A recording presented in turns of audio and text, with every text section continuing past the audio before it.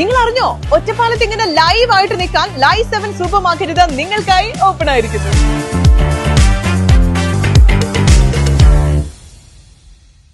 കുളപ്പുള്ളി പരിയാരംപറ്റ പടിയിലെ അങ്കണവാടിയിലേക്ക് പോകുന്ന വഴിയും പരിസരവും വൃത്തിയാക്കി 4-ാം വാർഡിലെ BJP പ്രവർത്തകർ.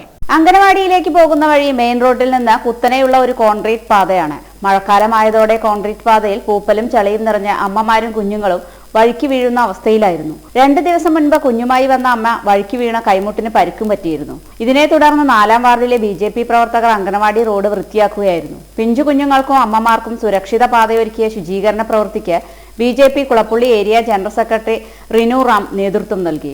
RK രാമചന്ദ്രൻ, രഞ്ജിത്ത് മുല്ലയ്ക്കൽ, സന്തോഷ്, അജിൻ, അനൂപ്, ജയേഷ്, രമേശ് തുടങ്ങിയവർ പങ്കെടുത്തു. കുളപ്പുള്ളിയിലെ പരിയാരംപറ്റപ്പടിയുള്ള അങ്കണവാടിയിലേക്ക് ഉള്ള വഴി മെയിൻ റോഡിൽ നിന്നും കുത്തനെയുള്ള ഒരു കോൺക്രീറ്റ് പാതയാണ്.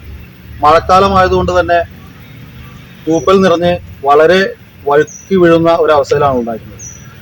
2 ദിവസം മുന്നേ കൂടി പിഞ്ചു കുഞ്ഞുമായി വരുന്ന അമ്മ വഴുക്കി വീഴുകയും അവരുടെ കൈമുട്ടിന് പരിക്കേൽക്കുകയും ചെയ്തു. ഇതിന്റെ അടിസ്ഥാനത്തിൽ 4-ാം വാർഡിലെ BJP പ്രവർത്തകർ ചേർന്ന് ഇന്ന് ഈ വഴി വൃത്തിയാക്കുകയുണ്ടായി. ഈ ശുചീകരണ പ്രവൃത്തിയിൽ ഏർപ്പെട്ട BJP പ്രവർത്തകർ, മുഴുവൻ BJP പ്രവർത്തകർക്കും അഭിനന്ദനങ്ങൾ.